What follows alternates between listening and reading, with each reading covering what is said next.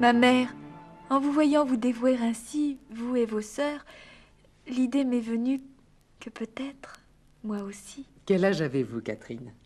19 ans, ma mère. Si je vous disais que certaines de nos sœurs, parties pour fonder la maison d'Alep en 1855, n'étaient pas plus vieilles que vous. Oh, racontez-moi, ma mère. Ce fut toute une aventure. Elles s'étaient embarquées à 4 sur un vieux rafio sicilien. Au cours d'une interminable tempête, le navire faillit se briser sur des récifs. Puis il y eut le feu à bord, et c'est en faisant eau de toutes parts qu'il atteignit péniblement Jaffa. Oh, c'est formidable. Mais attendez, le plus dur restait à faire. La traversée à dos de mulet du terrible désert de Syrie, les journées torrides, la soif, le repos à même le sol. Une sœur qui comprenait un peu l'arabe surprit un complot tramé entre les guides en vue de les dévaliser. Elles n'échappèrent au guet-apens qu'en changeant d'itinéraire. Enfin, dans la montagne, elles eurent à subir une violente tempête de neige. Oh, les pauvres. À Alep, leur ordinaire, c'était le travail, l'inconfort et la pauvreté. Cela ne vous effraie pas? Oh non, ma mère, c'est merveilleux. Je sais. Vous êtes à l'âge de tous les enthousiasmes. Mais ne vous y trompez pas. Notre vocation, ce n'est pas l'aventure. Partir, certes, mais pour aimer, pour défricher les âmes aussi. Je comprends. Tenez, tout récemment en Mauritanie, comme autrefois à Jérusalem, nous avons été les premières religieuses à nous implanter en pleine terre d'islam. Mais nos quelques sœurs qui œuvrent là-bas sont bien éprouvées. Et elles peuvent difficilement résister plus de 2 ans à ce climat déprimant. Alors? Elles reviennent. D'autres les remplacent en attendant qu'elles repartent. Cela implique un don total de soi, l'acceptation de toutes les tâches au service de toutes les charités. Allez, nous a dit notre fondatrice, et faites tout le bien que vous pourrez. Elle-même m'a prêché d'exemple. En 20 ans, au milieu des pires difficultés, elle a créé ainsi, seule, 42 maisons de par le monde. Aujourd'hui, nous en avons 125. Vous voulez parler de Sainte Émilie de Vialard, ma mère? Oui. C'était une âme indomptable, qu'aucune adversité ne pouvait arrêter. Son secret, une foi profonde, une vie spirituelle ardente et continuelle. Oh, ma mère, je voudrais tant connaître son histoire. Vous avez raison. On l'entend toujours avec profit. Elle réconforte.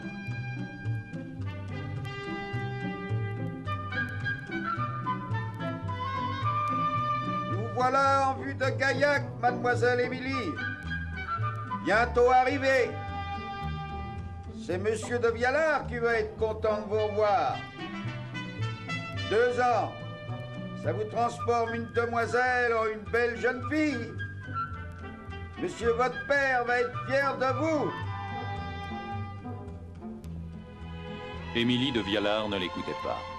Elle regardait défiler les collines boisées où, çà et là, des toits aux tuiles roussies se serraient autour d'un clocher. Le pays de son enfance n'avait pas changé. Mais elle... Comme elle lui semblait loin, la petite fille qui, 2 ans auparavant, avait quitté Gaillac, sa ville natale, pour parfaire son éducation à Paris. Aujourd'hui, l'Empire français dominait l'Europe. Mais quand elle était née, il y avait 15 ans de cela, on était en pleine période révolutionnaire. Or, sa famille était de petite noblesse et son grand-père était déjà un médecin célèbre. Dans la jeune tête d'Émilie se mêlaient les images surannées d'un monde finissant et les idées brûlantes d'un monde nouveau.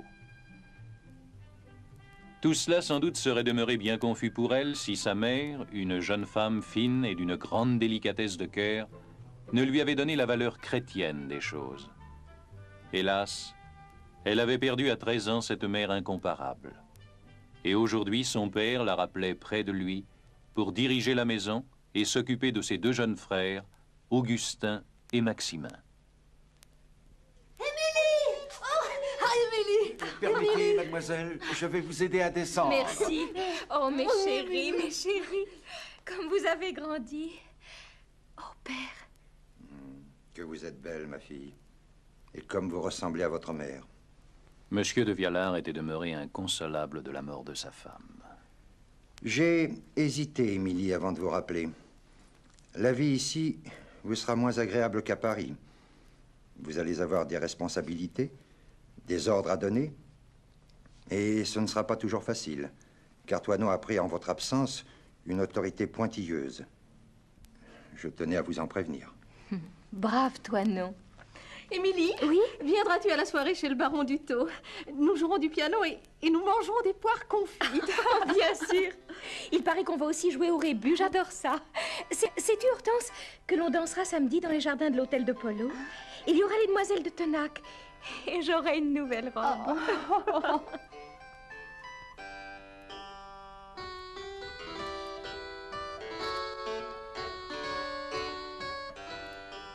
Émilie était jolie, blonde avec de grands yeux noirs et portait la toilette à ravir. Quoi d'étonnant à ce qu'elle trouve plaisir à ces manifestations mondaines.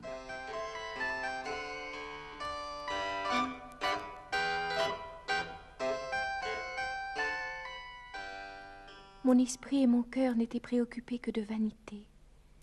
Je fréquentais à peine les sacrements.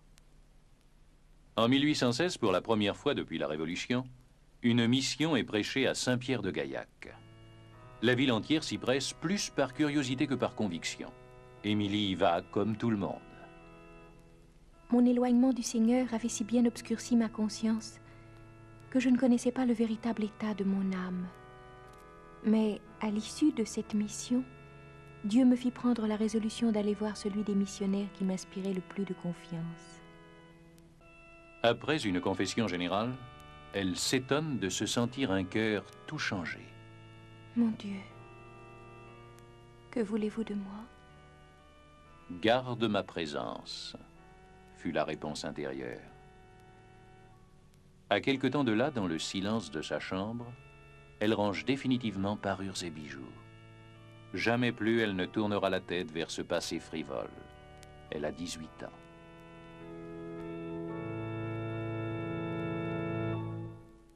Dans la demeure du baron de Vialard, cependant, la vie devient de jour en jour plus difficile pour Émilie, en but à l'hostilité de Toinon.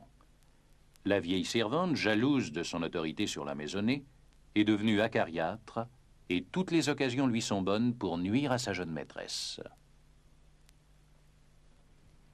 Je tenais à mettre monsieur au courant. Mademoiselle est encore partie de bon matin pour aller à l'office au lieu de s'occuper de Maximin.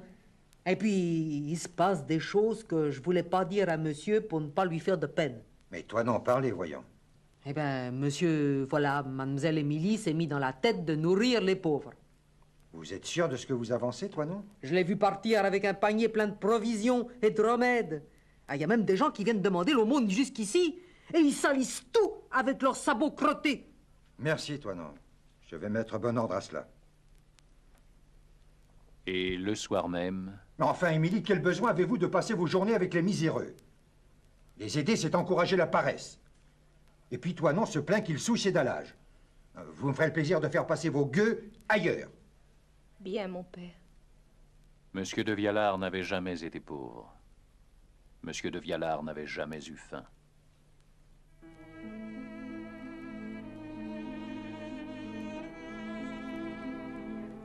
Quant aux malheureux, grâce à l'ingéniosité d'Émilie, il ne devait plus jamais souiller les dallages de Toinon. La jeune fille fait ouvrir une porte sur elle pour qu'ils aient accès directement aux escaliers de la terrasse. Ce sera désormais là son royaume. Elle pourra y exercer librement ses charités. En 1822, une aide inattendue devait lui venir en la personne de l'abbé Mercier, le nouveau curé de la paroisse. Ne vous inquiétez pas, continuez. Tout ce que vous ferez à un pauvre en mon nom, souvenez-vous, Dieu vous destine, je n'en doute pas, à quelque grande chose. Mais nous ne savons pas encore laquelle. Allez, courage. Supportez Toinon. Et soyez patiente avec votre père. Émilie, vous déciderez-vous à me dire pourquoi vous refusez régulièrement tous les partis que je vous propose? La patience de Monsieur de Vialard est à bout. Émilie vient d'avoir 30 ans. Père, je ne veux pas me marier. Savez-vous que vous êtes fort critiqué dans notre monde? Vous et vos sempiternelles marmites de bouillon. On vous blâme, on se moque de vous. Émilie de Vialard, une des plus vieilles familles de Gaillac, la petite fille du baron Portal, servante des pauvres. Père, je veux me consacrer à Dieu.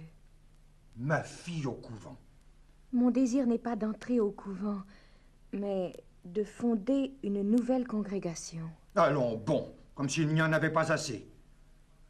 Mais enfin, avez-vous perdu tout votre bon sens? Fondez un ordre. Ne me reparlez jamais de cela. Et tâchez désormais de respecter le nom que vous portez. Père, ce n'est pas s'abaisser que de faire la volonté de Dieu et de pratiquer la charité. Monsieur de Vialard avait lu Rousseau et Voltaire, et sa religion était fortement conditionnée par les idées philosophiques du temps. Dieu ne vous en demande pas tant. J'ai dit, ma fille. Pendant le terrible hiver de 1830, le Tarn gèle. Malgré le froid et le vent glacial, Émilie et ses amis multiplient leurs visites aux miséreux, leur apportant avec quelques chauds vêtements le réconfort de leur douce présence.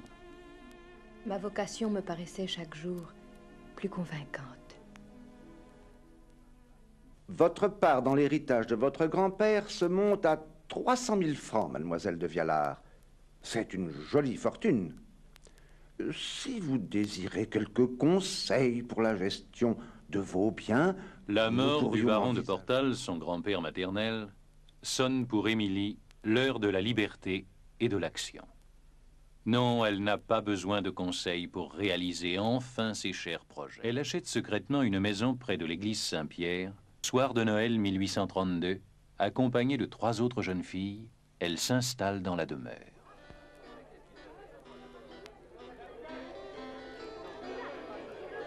Alentour, Gaillac joyeusement fête la venue du Sauveur.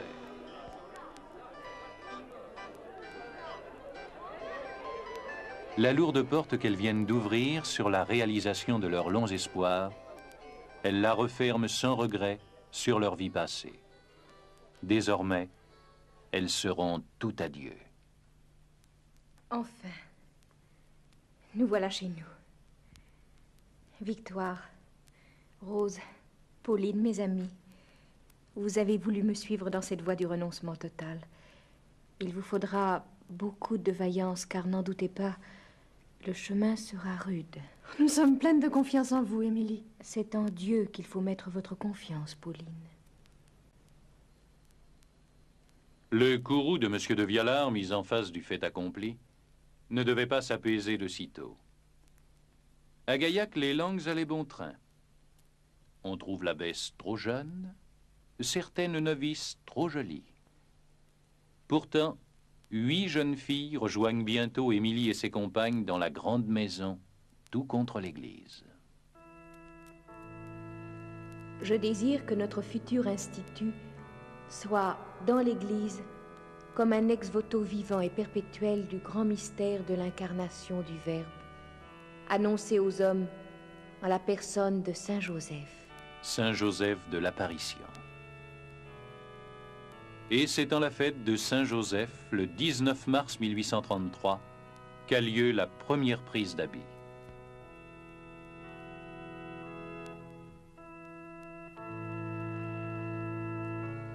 Les sœurs ont adopté la coiffure de l'époque, la capote, mais blanche et sur la robe noire, un grand tablier. À leur cou, au bout d'un simple cordon, une croix. Au bout de 6 mois, la société comporte déjà 26 membres. Monseigneur de Goaly, archevêque d'Albi, prend bientôt la congrégation naissante sous sa protection. Je vois, mademoiselle de Vialard. Vous entendez donner comme but charitable à votre société de réunir en elle toutes les œuvres que l'on trouve éparses dans les divers ordres existants. Est-ce bien cela? Oui, monseigneur. Vos buts me paraissent en tout point dignes d'encouragement, et je forme des vœux pour la prospérité de votre institut. Je dis bien institut, car à partir d'aujourd'hui, et avec mon approbation, vous n'êtes plus la Société des Demoiselles de Gaillac, mais l'Institut des Sœurs de Saint-Joseph de l'Apparition. Ce haut patronage fêtèrent les caquets des maldisants. Bientôt, la jeune congrégation organise des soins à domicile. Un dispensaire et une pharmacie ouvrent leurs portes et un accueil est prévu pour les sans-logis. On agrandit la maison, ce qui permet d'ouvrir une classe gratuite. L'Institut est à peine fondé depuis 2 ans que sœur Émilie reçoit une lettre de son frère Augustin, un des organisateurs les plus actifs de l'Algérie naissante. Mes sœurs, Dieu soit béni. Il se penche sur notre œuvre et lui trace sa voie. Remercions-le.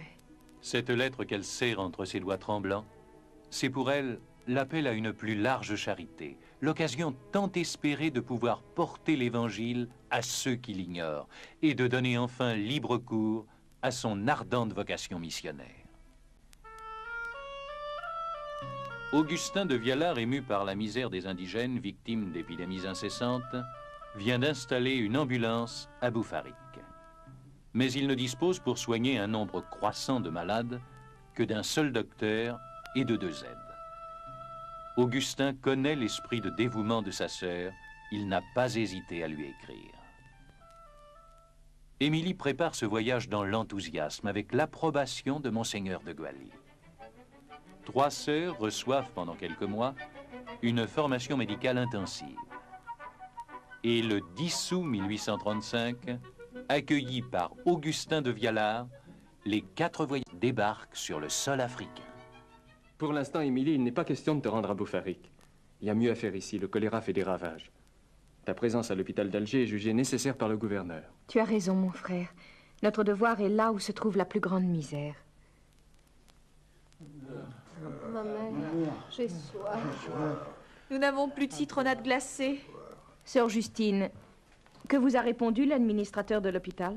Que les crédits manquaient, qu'il faudra un certain temps. Un certain temps. Mais ces malheureux ne peuvent attendre les crédits. Allez commander les boissons nécessaires. Je paierai. Pour soulager les malheureux, elle allait dépenser des sommes personnelles considérables. Ma mère. Oui, je vais te refaire ton pansement. Je viens. La jambe ulcérée n'est plus qu'une plaie répugnante. L'homme souffre, mais ne crie pas. Ses regards sont fixés sur la croix qu'Émilie porte sur sa poitrine. Mais que regardes-tu ainsi? Ça. L'homme pointe un doigt squelettique vers le crucifix, puis regarde les mains souillées de la religieuse. Celui-là est bien bon, qui te fait faire toutes ces choses. Ce simple mot devait payer Mère Émilie de toutes les souffrances qu'elle allait endurer pendant ces mois où elle multiplia les actes d'abnégation et d'héroïsme. Elle devait toujours le conserver en son cœur comme un trésor. Celui-là est bien bon, qui te fait faire toutes ces choses.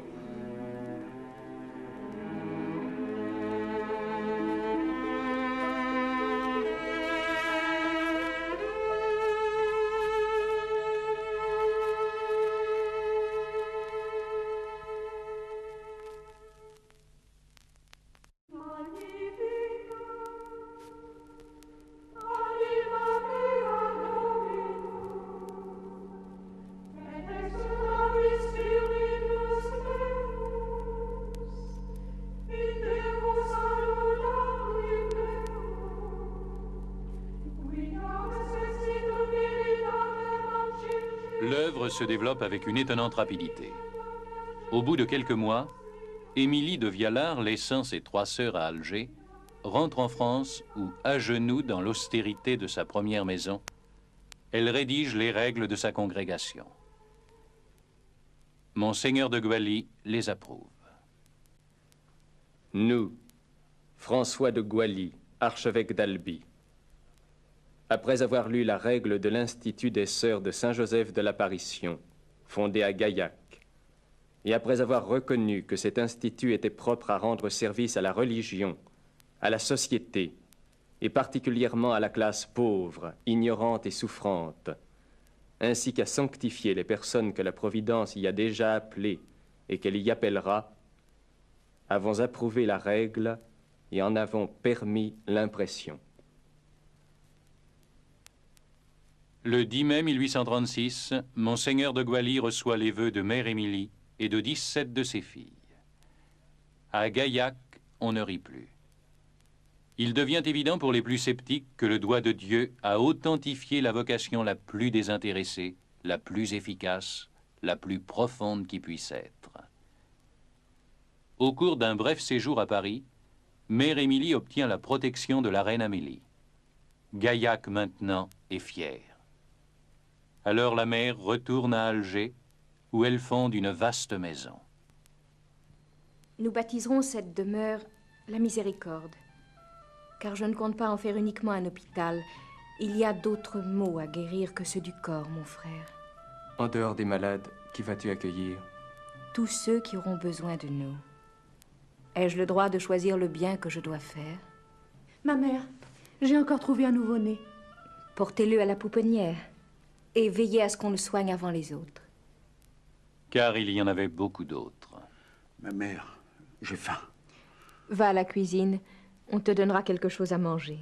Mais à la maison, il y a les petits et la femme et la vieille qui ne peut plus marcher. On te donnera pour eux aussi. Mes parents m'ont chassée, alors je suis venue. La porte était grande ouverte à toutes les misères.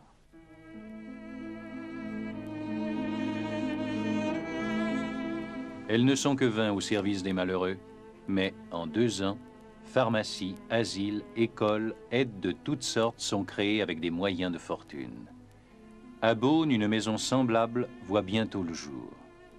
Monseigneur de Goualy, enthousiasmé, explique: Je crois qu'il faut chercher la cause de ce merveilleux succès dans l'esprit de simplicité et d'humilité qui anime la congrégation. Elle ne cherche pas à paraître, elle attend les moments de la providence. 2 ans s'écoulent encore avant le retour d'Émilie à Gaillac, où la maison mère l'attend.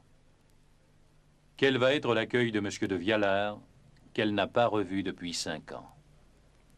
Grâce à l'intercession de mon frère Augustin, mon père n'a pas refusé de me voir. Il m'a invité à dîner. Notre rapprochement s'est fait sans éclat, sans paroles fâcheuses. Dieu en soit loué.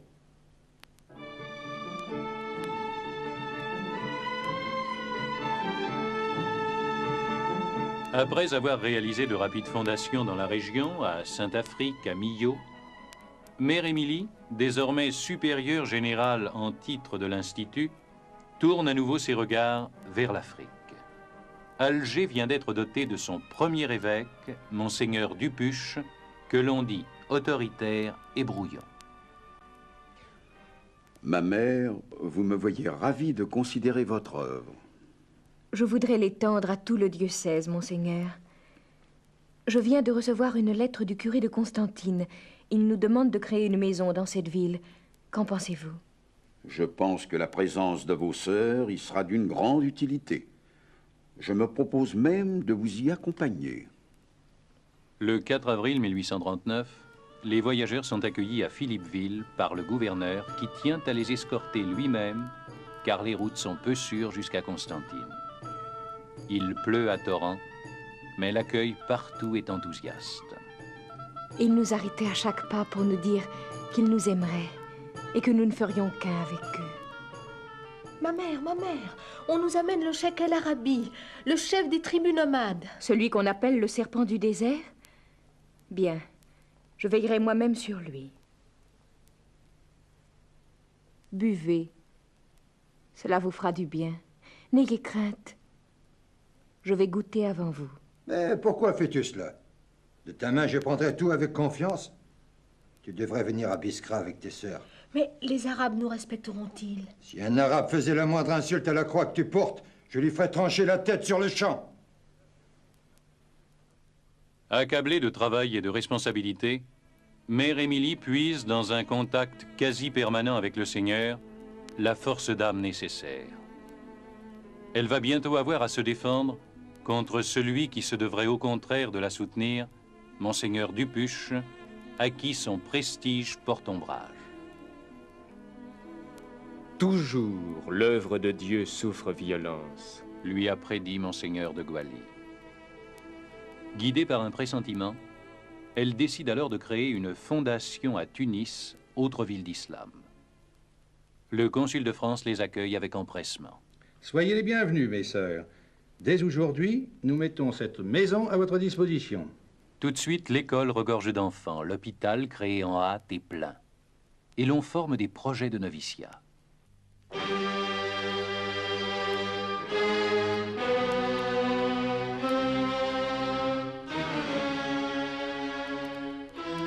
Mais Émilie doit regagner d'urgence l'Algérie, où la supérieure de Constantine a été bafouée et brimée. À Alger, elle se heurte à la porte fermée de l'évêché.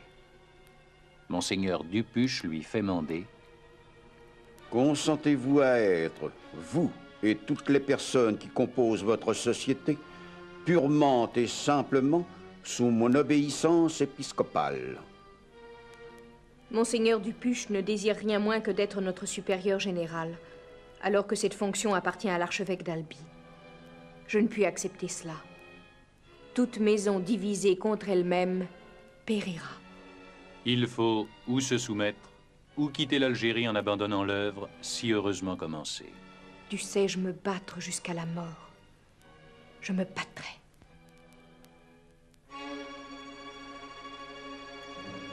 Monseigneur Dupuche fait fermer la chapelle des Sœurs. Les religieuses restent en interdit et privées de sacrements. Un espoir, Rome. Vers la fin de l'année 1840, la mère s'y rend dans le but d'obtenir de Grégoire XVI l'approbation de son institut. Accueillie avec bienveillance, elle plaide sa cause chaleureusement. Le Saint-Père dira peu après à son entourage: Mère Émilie de Vialard sait bien défendre son droit. Une commission de cardinaux est chargée d'étudier son dossier. Attendre. Il va falloir attendre. Peut-être de longs mois. 18 exactement. Mais elle obtiendra satisfaction. En mai 1842, le Saint-Siège approuve l'Institut et ses règles. Mère Émilie a mis à profit son long séjour à Rome pour y créer une nouvelle maison.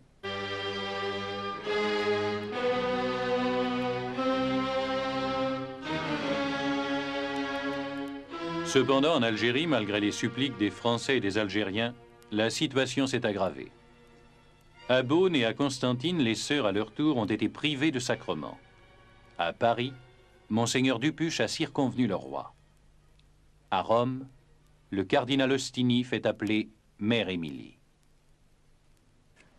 Ma fille, j'ai une fâcheuse nouvelle à vous annoncer. Le gouvernement français a décidé que votre institution serait remplacée en Algérie par des sœurs d'une autre congrégation. Bien sûr, vous serez indemnisés. Et oui, je comprends. C'est dur. Par contre, soyez satisfaite. Le Saint-Père vous fait donner des confesseurs.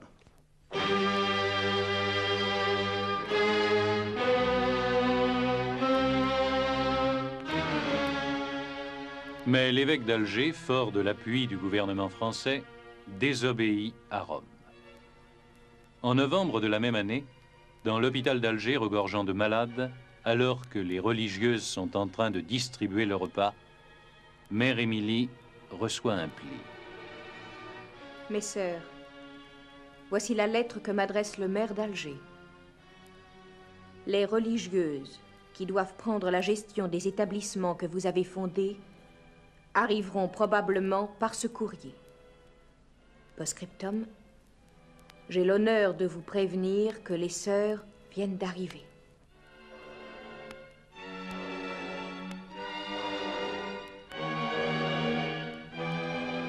Le départ précipité ne leur laisse pas même le temps de dire adieu à leurs malades. Pourquoi pleurez-vous? Ce n'est qu'une épreuve. Ayez courage. Jésus a souffert bien plus que nous. Mère Euphrasie, prenez cette image et gardez-la en souvenir de ce jour. Une image? Bienheureux ceux qui pleurent parce qu'ils seront consolés. Oh, ma...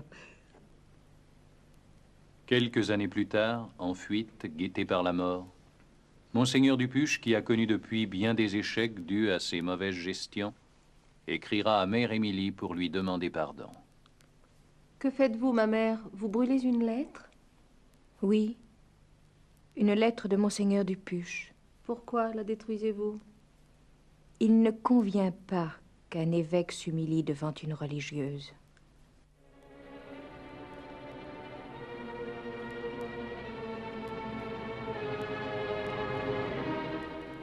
Après avoir essayé vainement de récupérer les débris de sa fortune, Mère Émilie, déchirée mais invaincue, retourne à Tunis où un grand pensionnat est en voie de création à La Marsa. Elle a 46 ans. Sur le vieux bateau sicilien qui l'emporte avec quelques sœurs, elle subit une longue tempête et les vivres viennent à manquer. Il ne reste plus qu'un peu de riz moisi et nous avons encore 8 jours de navigation. Ma mère, j'ai encore un peu de pain en réserve. Je vous félicite, ma fille. Vous avez eu plus de jugement que moi. En attendant, ces 8 jours imprévus vont nous permettre une fructueuse retraite. La maison de La Marsa sera ouverte à la date prévue.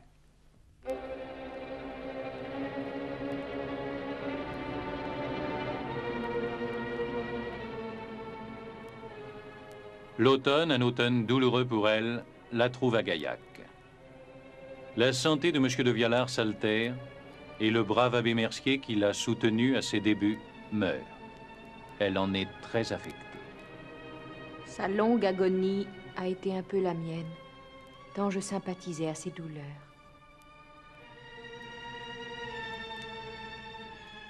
Mais l'œuvre continue. 3 sœurs viennent à peine de partir pour l'Italie afin de s'y consacrer à l'apostolat des prisons qu'arrive l'appel de Chypre. Chypre? Pourquoi pas, si Dieu le veut. Quelques mois après, sœur Philomène et sœur Eugénie débarquent dans l'île. La renommée les y a précédés. Malgré un violent orage, la population enthousiaste est au débarcadère. Ce sont des anges envoyés du ciel, disent les assistants. 1845. Mère Émilie, éternelle voyageuse, revient de Tunis. Pendant 9 jours, la tempête fait rage et son bateau s'échoue sur les côtes de Malte, comme celui de Saint-Paul, 18 siècles auparavant. Émilie y voit un signe de Dieu.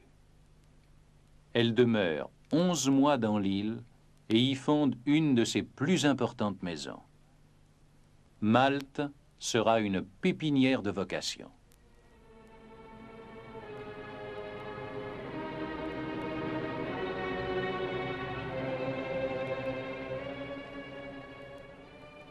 En avril 1846, Émilie de Vialard perdra son père, mais une victoire chèrement acquise viendra illuminer sa douleur. Merci, mon Dieu, de m'avoir accordé cette joie. Monsieur de Vialard, en effet, avait demandé à recevoir les derniers sacrements.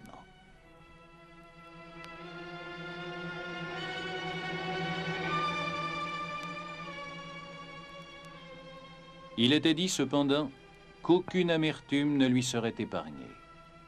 Sœur Pauline de Gaillac, qui avait reçu plein pouvoir pour gérer la maison mère en l'absence de la fondatrice, avait confié les intérêts de la communauté à un avocat indélicat. Alertée, Mère Émilie demande des comptes. Sœur Pauline, pourquoi ces notes impayées, ces traites protestées? Que sont devenus les 100 000 francs des indemnités d'Alger versées à votre nom? Montrez-moi les livres de compte, voulez-vous? Mais, ma sœur, des pages ont été arrachées, les plus importantes. Vous m'accusez? Je ne vous accuse pas. Je constate. Je n'en entendrai pas davantage. Et je vous demande la permission de me retirer dans ma famille pour y réfléchir à loisir. On ne devait jamais revoir Pauline à l'Institut. Elle réclama même la restitution de sa dot. Pourtant, au soir de Noël 1832, Elle était parmi les 3 premières compagnes.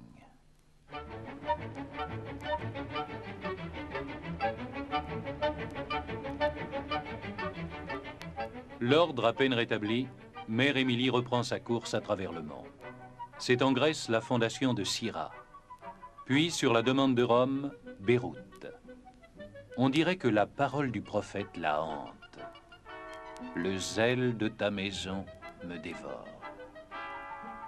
Et l'on reste confondu par cette débordante activité créatrice au sein des pires difficultés.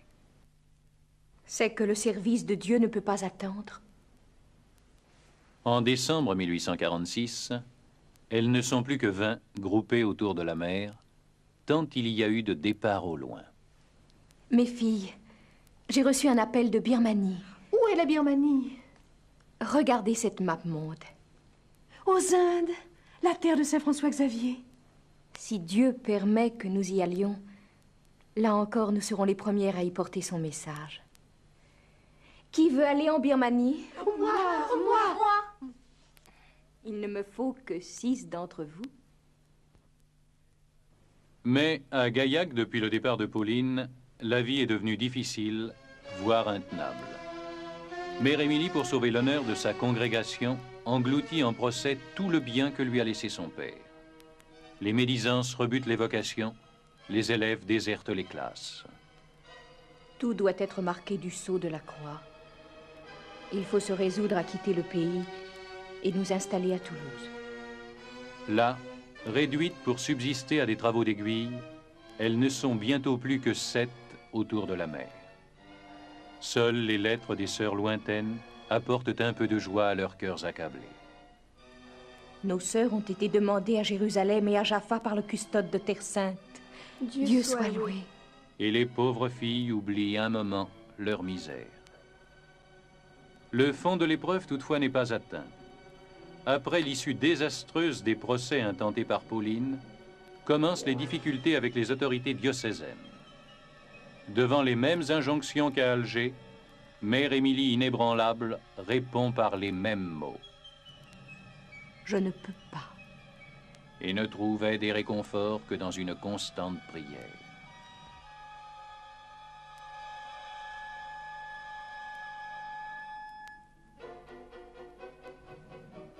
Après 4 ans de misère, nous sommes en 1852, les malheureuses sœurs sont contraintes de nouveau à s'exiler.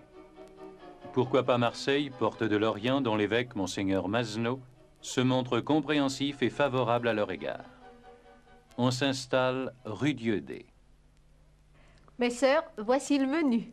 Pain et pommes de terre bouillies. Ce premier repas, pris assises à terre au milieu des caisses, est presque gai. Monseigneur Mazenot, fondateur des missionnaires oblats de Marie Immaculée, se montre en effet plus qu'un conseiller, un père pour les sœurs de Saint-Joseph. Il avait lui aussi connu les tribulations et les atteintes de la calomnie. 2 nobles âmes venaient de se rencontrer, elles allaient s'épauler. Il n'y a désormais plus d'obstacles. Aujourd'hui, je suis heureux de pouvoir vous annoncer que le gouvernement français vient d'approuver officiellement les règles de votre institution.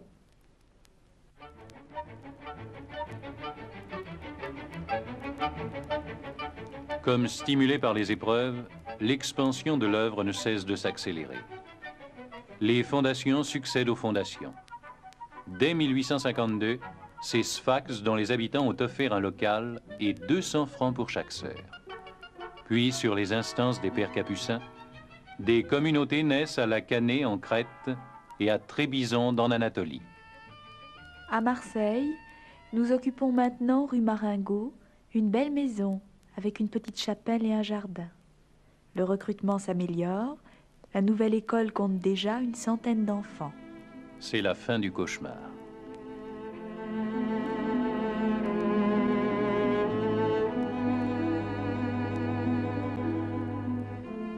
L'année 1854 restera chère au cœur de Mère Émilie pour une autre raison encore.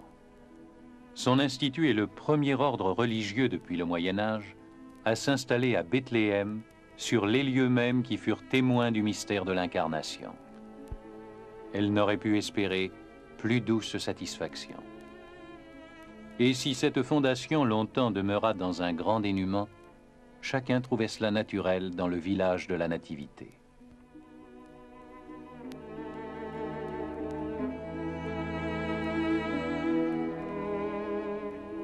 Mère Émilie, qui se lève à 4 heures du matin pour tenir à jour sa correspondance, trouve le temps d'avoir pour chacune de ses filles des pensées maternelles. Elle écrit à la supérieure de Trébizonde, lui parlant d'une jeune sœur fragile. Qu'elle se couvre bien les épaules. Et n'oubliez pas de lui faire boire son lait d'ânesse.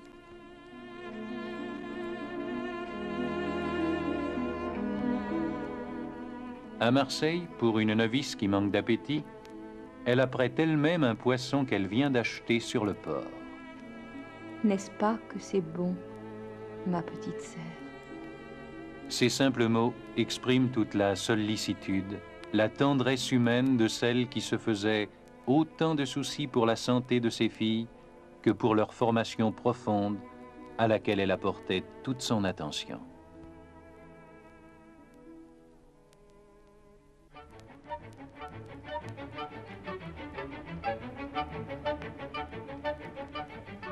Les 2 dernières années de sa vie voient les créations de maisons à Saïda, en Bretagne, à Tripoli, à Saint-Pierre-des-Aubagnes. Puis ce sont Erzurum en Arménie, La Goulette près de Tunis, Athènes, Fremantle en Australie et la dernière en date, la 42e, Alep. Incroyable bilan de l'œuvre de celle qui aimait à répéter à ses filles: Allez, mes sœurs, et avec ce que vous avez et recevrez, faites tout le bien que vous pourrez. En août 1856, au retour d'un voyage, la mère, qui a maintenant 59 ans, doit s'aliter, épuisée. Et si c'était le choléra? Vite, un médecin. Mais Émilie n'est pas atteinte par le terrible mal. Le médecin ne s'y trompe pas. Est-ce la première fois que vous souffrez ainsi? Non, je souffre depuis 40 ans. N'avez-vous pas, dans votre jeunesse, soulevé des poids trop lourds pour vos forces? Si. Des sacs de blé. Mais c'est que les pauvres avaient faim. Quelle profusion de générosité depuis cette époque où elle devait se cacher pour faire le bien. Elle a un faible sourire. Je ne guérirai pas, n'est-ce pas? Le médecin hocha la tête. La mère souffrait d'une hernie étranglée. Il n'y avait à cette époque d'autre remède que d'attendre la volonté de Dieu. Je voudrais me confesser. Après avoir reçu les derniers sacrements, elle glissa silencieusement vers la mort. Cette mort toute simple que le Seigneur accorde à ses serviteurs infatigables. Dans Marseille, il n'y eut bientôt plus qu'une rumeur.